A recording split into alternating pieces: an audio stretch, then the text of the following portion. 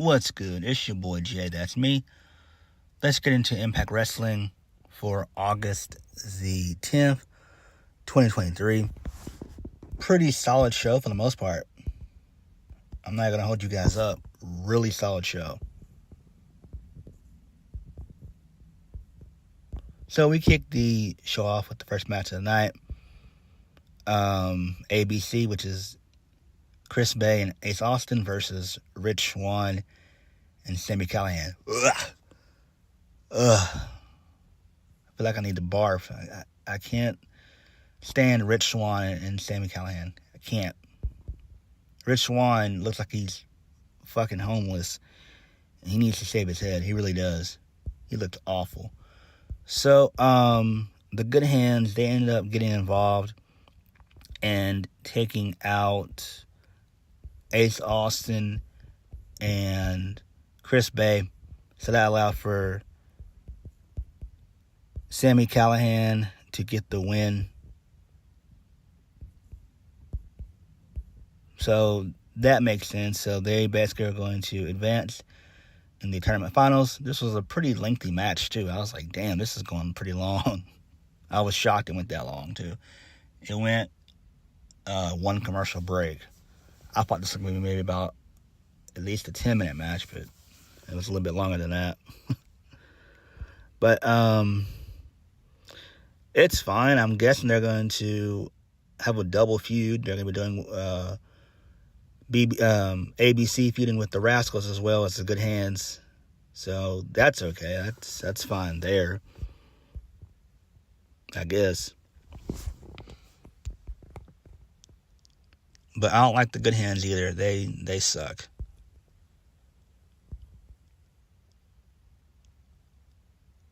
And who knows? Maybe the Good Hands were paid off by the Rascals. So who knows?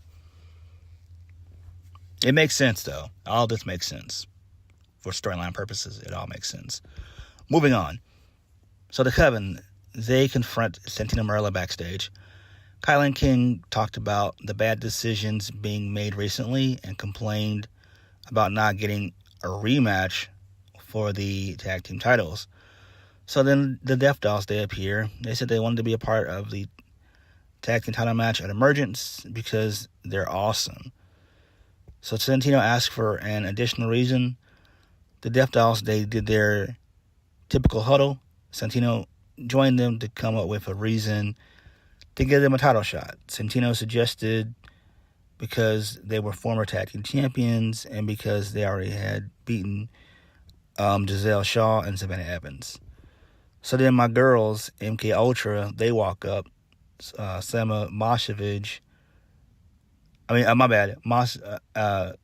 Slamovich and Killer Kelly, my girls. Love them.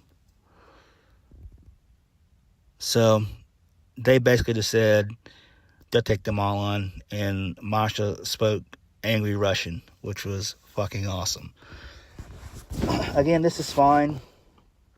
Again, Impact actually does care about their Knockouts division from their Knockouts tag division as well as their singles division. So, great stuff on them. The Knockouts have always been Impact's bread and butter for the most part. So, along with the X division, like those are two integral parts for Impact.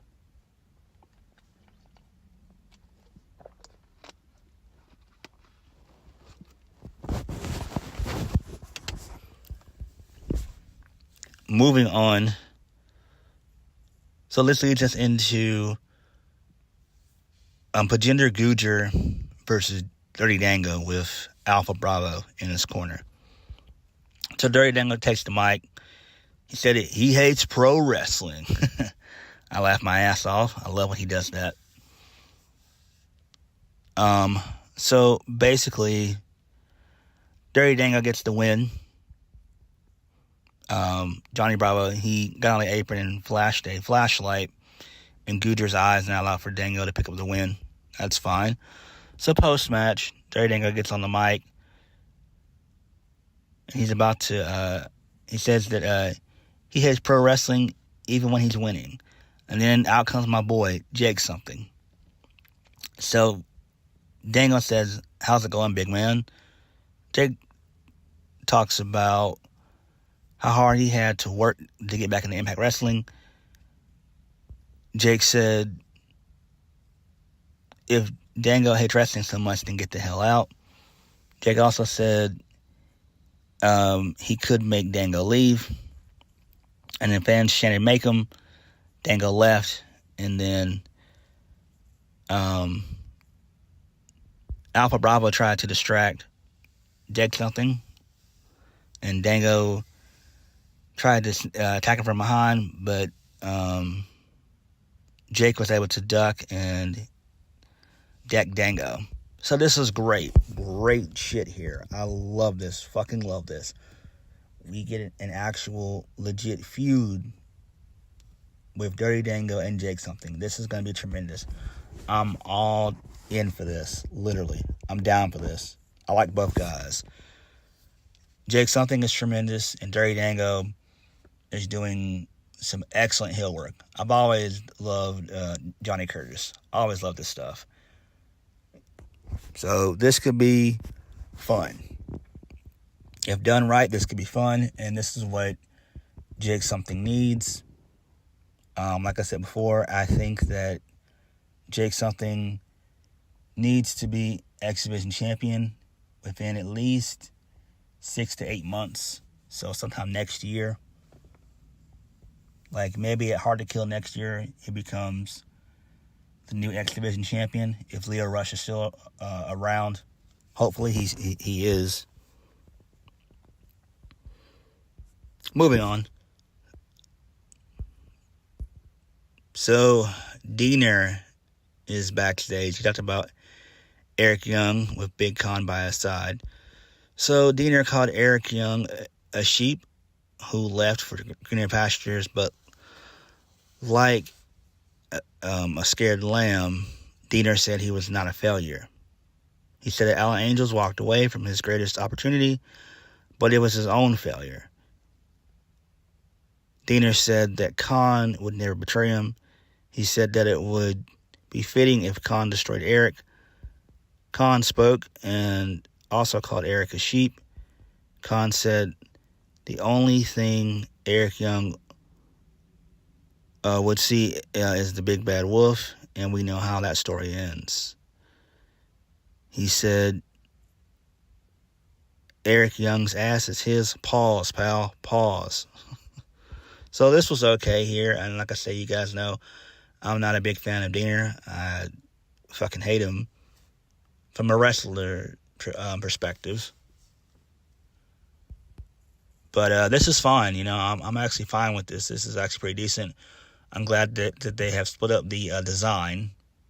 So this does make sense, and hopefully if they keep Deonna in this role of being Khan's mouthpiece, that's fine. And have Khan say little to nothing, that's also fine as well. So we all know this is setting up a match between Eric Young and Deonna. Maybe we get that at Emergence. If not, we'll probably get that at Bound for Glory in some type of blow-off match to end the feud. I don't know what it could be. Maybe a last man standing match, maybe Monsters Ball. I don't know. But it's gonna have to be something in those two wheelhouses that I just mentioned. It's just gonna have to be. Moving on. So Gia Miller, she interviewed Johnny Swinger. He said who when she brought up Ziggy Dice. He said that he's been training for a title shot, and then my boys Kenny King and Sheldon Jean interrupted and took over. Kenny King talked about Alex Shelley being champion of the world, but he was champion of the internet, and then Kenny King and Sheldon Jean left, and then Swinger pondered and he said, he asked Gia, what's the internet? Really good funny stuff there. I enjoyed that. So it could be where Johnny Swinger goes after Kenny King. So that could be right up his alley, if we're being honest. That could be entertaining. That could be comical there. Because that's all the Digital Media Championship is. It's like a intercontinental. I mean, my bad. It's like a internet championship, basically.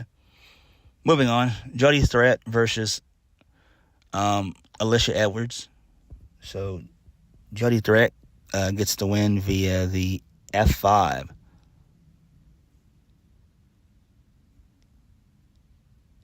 So towards the end of the match, Eddie Edwards, he used the kendo stick to trip up Jody, but Frankie Kazarian ran in ringside and he attacked Eddie, and that allowed for Jody to hit the F5 on Alicia for the 1-2-3. This is fine. It makes sense. So post-match, Frankie went to hit Eddie with the kendo stick, but he accidentally hit Alicia instead. So Frankie tried to go back and help her, but security stopped him. And then friends chanted he deserved it, which was funny. So this is fine. So I'm guessing the nonsensical feud of Frankie Kazarian and Eddie Edwards continues. Ugh. I don't like it, you know. Again, I'm not a fan of Eddie Edwards like I used to be. And same with Frankie Kazarian, because it's just not 2014 anymore, and it's not 2009. I think after this match, it's literally time for these guys to hang up their boots and for them to be either backstage producers or recruiters. Do something else. We don't need these guys to be in a wrestling ring. For real, we just don't. Come on, man.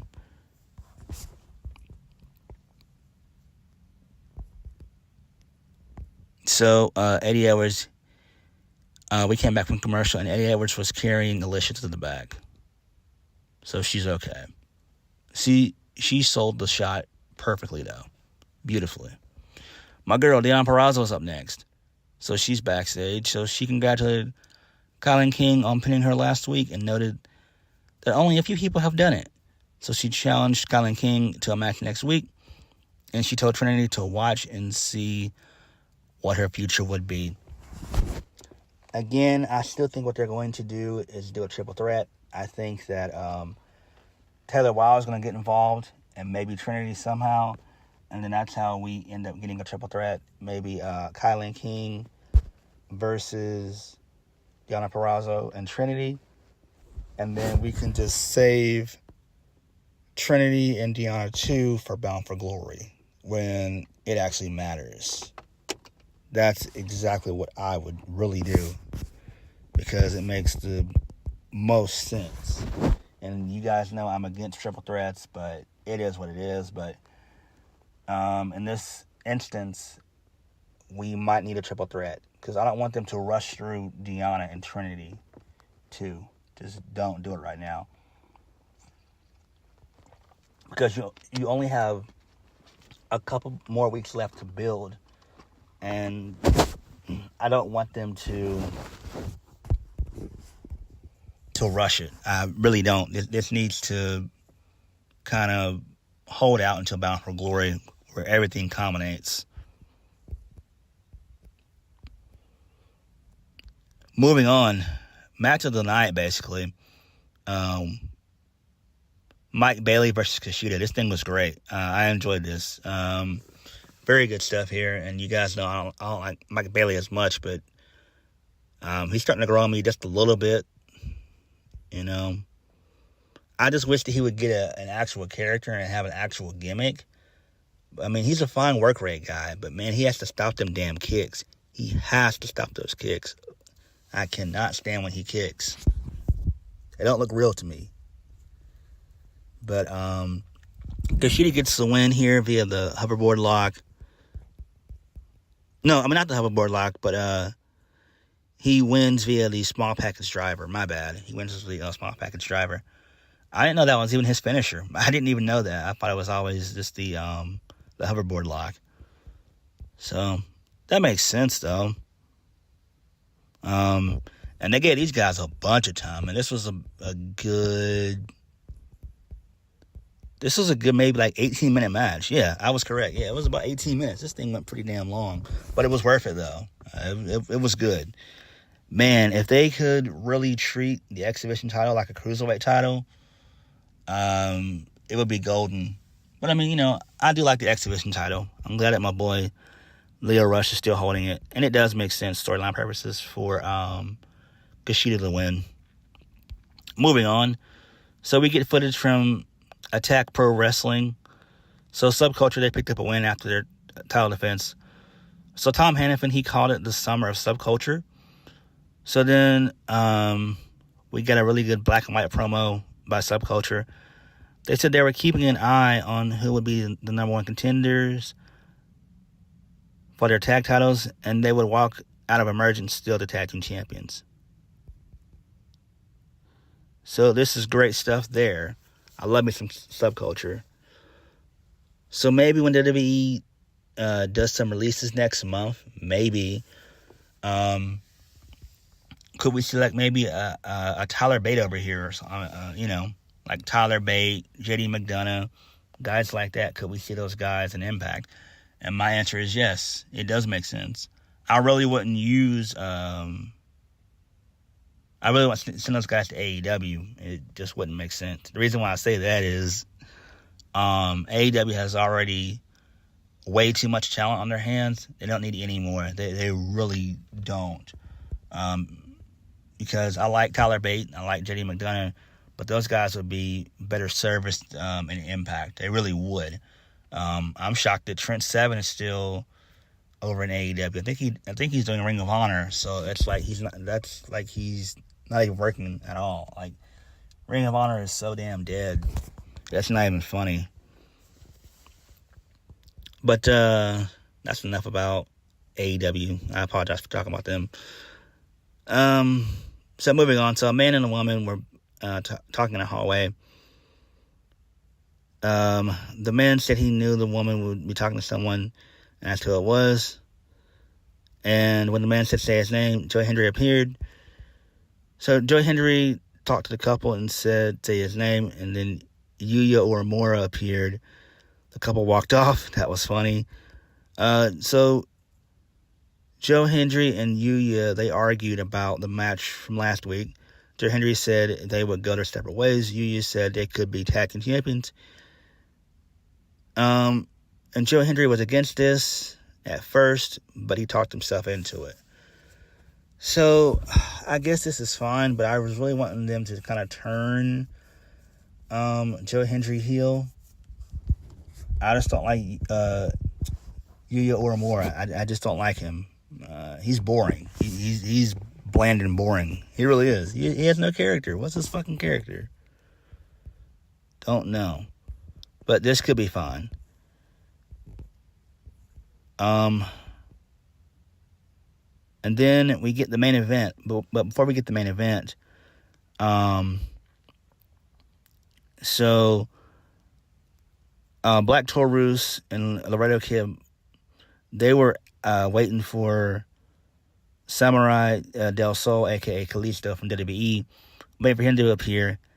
He was attacked by Lio Rush, so this became a 3-on-2 handicap match. So this was originally supposed to be a 6-man tag, but it's a 2-on-3 handicap match. Moose and Brian Myers and Bully Ray versus Black Taurus and Laredo Kid. So, Brian Myers gets the win via the roster cut. And PCO, he returned in the middle of the match, which was great. Because they were about to unmask Laredo Kid, and so PCO made the save, scaring the shit out of Bully, and taking out both Moose and Brian Myers. But Moose and Brian Myers were able to come back into the ring and get the win on Laredo Kid and Black Taurus. And then post-match, Bully Ray was shown running down the stairs and out of the building. He threw somebody out of a car, and he got in, he drove off. So PCO chased after him as the car drove away. And then Thunder was heard in the background, and then that's how we got off the air. Wait, I forgot to mention this really cool-ass vignette by Crazzy Steve. This was great. Okay, I forgot to mention it. So, Tom Hannafin, he had a sit-down interview with Crazzy Steve. He said this would play out over the next few weeks. He said that Crazzy Steve had requested the interview. He said that Hannafin is the best at what he does, and that is being the voice of Impact Wrestling, which he is coming to that role nicely well. He's even better than Matt Striker when Matt Striker was there. And Matt Striker's been gone from Impact, I think, since... has it been 2 years yet? I think it was 2 years, because I think Tom got released in, I believe, 2021. So I think it was late 2021 when he got released, and he came to Impact like 3 or 4 months later. So yeah. So Crazzy Steve said that he needed Tom Hannafin's help. He said that the Death Dolls are off doing their own thing, and Black Choice has a match without him tonight. So he mentioned that he was abandoned and his friends are becoming strangers. He said that was routine in his life. From Abyss to the Marana. He talked about being legally blind his entire life, which comes with its own set of challenges. He said that travel isn't easy. He talked about struggles socially and in education. Hannafin agreed that he had a lot of obstacles. He asked, who has supported Steven Scott? So Crazzy Steve said that his family is a very interesting story, and then we'll get the rest of it next week. So we get to be continued. And this was great. I fucking love this. This was absolutely brilliant on Impact's part. This was very well produced. This is all real. Everybody knows that Crazzy Steve is legally blind. So this does touch a lot of people. And this is great. I absolutely love this. This is tremendous. I love when Impact does this type of stuff and they pull back the curtains on certain talent. This is great. I absolutely love this. Absolutely love this. I can't wait for the rest of this next week. Should be very good. Overall, Impact this week, like I said, was solid. We're still building towards emergence. We have 2 weeks left. I don't know if I'm going to do a review on emergence or multiverse of matches yet. I just don't know. I gotta really think if I am going to do it or not. I really don't know. But Impact was solid. What did you guys think? Please hit the like button, comment down below, and subscribe to my videos. I'll catch you guys later. Peace.